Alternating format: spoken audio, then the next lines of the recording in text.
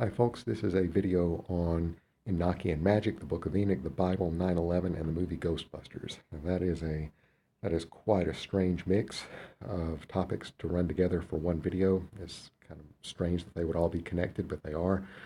Um, I'm not going to be dealing with the 9/11 event really so much in this video. That's going to be coming with the next video about specifically Enochian elements of the movie Ghostbusters and how it relates to 9/11. But anyway, in this video, I'm going to be covering more biblical stuff, Book of Enoch stuff, and the movie Ghostbusters. And so, anyway, here we go. Now, let me start out by saying this.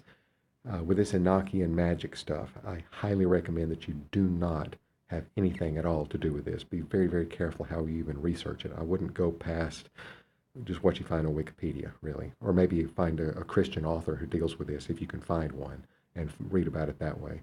You want to get this stuff filtered to you somehow. This is not stuff that you want to access in an unfiltered way. It is spiritually very dangerous. Now, you can laugh at that, and if you think I'm wrong, you go ahead and just research it all you want and enjoy the results. Because you'll be opening up some doors in your life to some stuff that's out there that you don't want in your life. And I think I can speak from that. I speak to that from personal experience, and I'm really recommending from personal experience that you do not mess with this stuff at all. But anyway, so that you don't have to mess with it to figure out what's in it, I'm going to go ahead and tell you what I learned kind of the hard way. And here we go.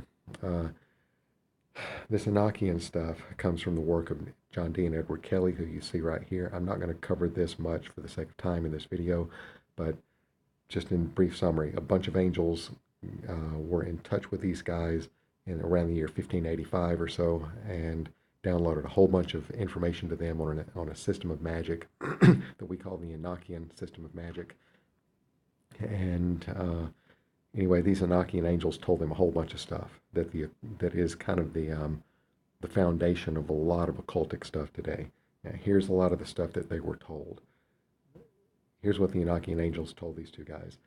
There is a chief evil spirit whose name I will not mention because I just don't even want to say that name.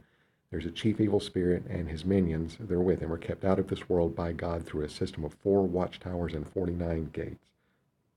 According to these angels, the gates can only be opened from the inside, and apparently by humans. We have two distinctly separate groups of spirit beings in view here. There are the ones who are actually in this world, which is what Paul talks about with Ephesians 6, and then there is a separate group that are kept out of this world by this series of 4 watchtowers and 49 gates.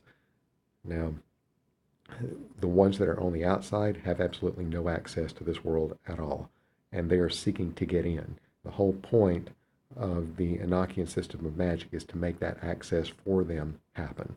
Now, these angels gave Dee and Kelly the ritualistic keys or calls to open 48 of these 49 gates. Now, 49, just as a little side note, 49 is the square of 7. So it's 7 times 7 is 49. 77. Go back and look at my video on American Airlines Flight 77 and with the magic square and stuff like that.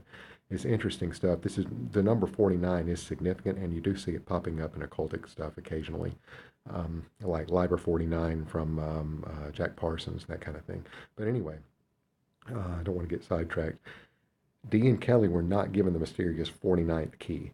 They were only given 48, but not the 49th one. So it looks like, from what I can tell, and I can't exactly prove this, can't put my finger on it, but it looks like a large part of Aleister Crowley's work was devoted to basically opening this 49th gate. Now, I did find online a guy who is an Enochian magician guy who was claiming to have opened the 49th key. He thought he had done it. He thought he'd found it. I kind of disagree. I think he probably didn't. But anyway, at least some people in the occult are really seriously devoted to finding this 49th key and opening it, or using it to open that last gate. Because once all the gates have been opened, all 49 gates, the result will be the events of the book of Revelation, which includes the appearance of the Antichrist, and in particular, the previously locked out spirits will be released into the world. And that is basically what the focus of Ghostbusters is about. And I think that this is what 9/11 was about, is making this happen ritualistically. Now, Let's look at this biblically. Because this is a huge topic and I don't have time to get into it in such a short video, I suggest that you read the works of Michael Heiser. Basically, he's totally tracking with the stuff that I'm about to show you. And I hope I don't misrepresent anything he says, but basically, yeah, he's in line with what I'm about to show you. And if you want to know more about it, his videos on the unseen realm, his book on the unseen realm, his book Supernatural, all deal with this stuff. And also, so does Reversing Herman. And I highly recommend that you watch those watch those videos and read that material. Anyway, here we go. Genesis 6. This is the famous story about the sons of God saw the daughters of men were beautiful. They had sexual relationships with them. The women gave birth to the Nephilim, who were giants, and then they were extremely wicked. God brought the flood to destroy them. Now, there are two views to this, the naturalistic and the supernatural. Supernatural is that these sons of God were some sort of spiritual entities. That's the Michael Heiser view. And then there's the traditional view espoused by Augustine. Before Augustine, everybody believed the supernatural view. After Augustine, the dominant view became the natural view, which is naturalist view, which is that these sons of God were the daughters of Seth, were the sons of Seth, which I think is fallacious. I don't agree with that. But anyway, let's look at the supernatural view and the New Testament support for it. But before we actually get to the New Testament, let me mention here with the Book of Enoch. I don't have anything brought up here from the Book of Enoch because this is such a short video, but the Book of Enoch goes into quite a bit of detail about what I'm going to show you. And the Bible barely touches on it, but the Book of Enoch is largely devoted to it. And it's very interesting reading. This is the Book of Enoch is something that God-fearing people in the days of Jesus, before Jesus, and after Jesus, a few hundred years surrounding Jesus on either side, people were reading this stuff and took it seriously.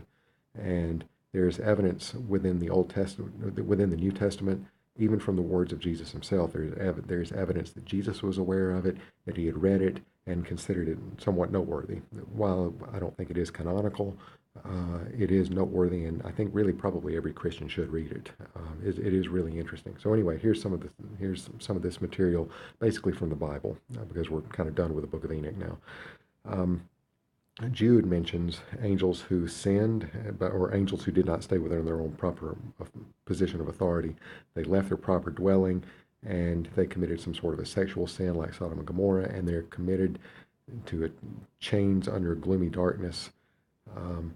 And then you have here 2 Peter talking about angels that sinned, committed to chains of gloomy darkness, and he mentions Noah and the flood. So it really looks like they're tracking with the supernatural view of Genesis 6 here. And then Peter mentions it in his other epistle, talking about the spirits, where Jesus went in the spirit and proclaimed to the spirits in prison. I think the best translation there for that word proclaimed is just what you see here, is proclaimed. I think preaching kind of gets it wrong. It kind of implies that there was some sort of an intent to evangelize these people, but actually they're not people. They're just fallen entities. And I think that the better interpretation is that he basically just went and made a proclamation to them of some nature, which I'll get to in a minute. But anyway, what you see here is Peter, Jude, that they both appear to take seriously the content of Genesis 6 from a supernaturalist view. Now, Revelation 9 deals with this too, where you see an angel blowing a trumpet, some other entity, a star falling from heaven, is given a key to a shaft of a bottomless pit. I suggest that that bottomless pit is the same one that Peter mentions and the same one that Jude mentions. But he goes down, opens the shaft with a key. A bunch of locusts come out. Those are evil spirits, and they have a king over them. This is verse 11 of the same chapter. They have a king over them whose name is Abaddon or Apollyon. So, I think that this text in Revelation, the two in Peter and the one in Jude and Genesis 6, they're all talking about the same group of fallen spiritual entities. Now, to back me up on that, there is this entry from gotquestions.org, which is a very good theologically conservative Christian apologetics website. I'm not going to read this to you, but it basically backs it up. You can pause it and read it if you want, and then research it on their website, maybe look at some Michael Heiser stuff and everything. But anyway, it's warranted to believe that all of these texts are talking about the same group. Now, What does this have to do with Ghostbusters? Here's the plot summary from Ghostbusters on Wikipedia. We see here, starting with Dana. Dana is possessed by Zool, which declares itself the gatekeeper. Remember the 49 gates and the 49 keys? Zool declares itself the gatekeeper, and Lewis, by a similar demon, vins Clortho the keymaster. Okay, so here's a reference to the Enochian system of gates and keys. Both demons speak of the coming of Gozer and the release of the imprisoned ghosts. Now, you have Gozer, imprisoned ghosts. You have Abaddon or Apollyon, and imprisoned spirits. And in the Book of Enoch, you have Azazel, I think is what he's called, and other spirits with him who were actually, a lot of these other imprisoned spirits are actually named with personal names in the Book of Enoch. And so what I'm seeing here is that there is a very close correlation between Ghostbusters, the Book of Enoch, and Peter, Jude, John's Revelation, and Genesis 6. This is really, they're all tracking very, very closely together. And so I think that that's what's going on. Now let me mention here too one other interesting thing here. Just reviewing this again, there are 49 keys. 49. There are 48 gates. 49 gates. Sorry, but only 48 keys. So there's a missing key.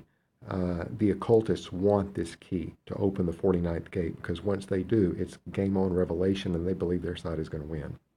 Now, who has that key? Jesus says in Revelation 1, and I suspect that this is what he's talking about. I am the first and the last and the living one. I died, and behold, I am alive forevermore, and I have the keys of death and Hades. So this is theologically interesting. So we have the 48 keys that are given to Dee and Kelly. Who's got the 49th one? Spiritually, the one that's going to unlock the pit is in the hand of Jesus. And all of this stuff that's going to happen does not happen outside of the sovereignty of God. And that's one thing that I think theologically we have to remember. Now, in Peter here, you have Jesus going and proclaiming to the spirits in prison. Remember, Jesus is the one that has the keys. So I think this is kind of like him going down there, standing in front of the prison cell and kind of dangling the key that it would take to unlock the cell. He's dangling it in front of their face and telling them, you're not getting out of here until I say you get out of here. Because you lose and I win, and I've got the keys to prove it. And it's kind of like he's dangling it in front of their faces. That's my interpretation of 1 Peter 3 here. And I think that that's right, that this was kind of like a victory lap. So anyway, it makes sense to me. So in the next video, I'm going to be going into some of the Enochian elements, specifically of the movie Ghostbusters. I hope you enjoyed this one and that you'll come back for another one. Thanks for watching. Bye-bye.